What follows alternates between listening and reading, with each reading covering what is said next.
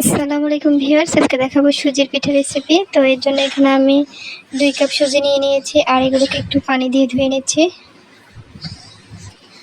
ধুয়ে নিয়ে আমি পানিটা ভালোভাবে ঝরিয়ে নেব।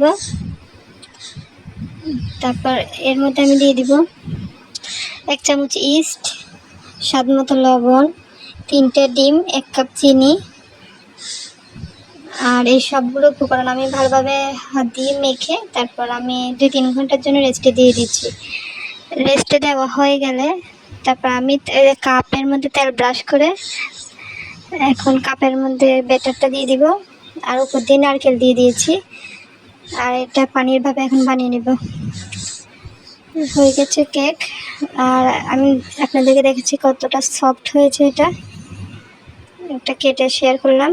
আর আমার ভিডিওটা ভালো লাগলে লাইক, কমেন্ট, শেয়ার করবেন। ধন্যবাদ সবাইকে।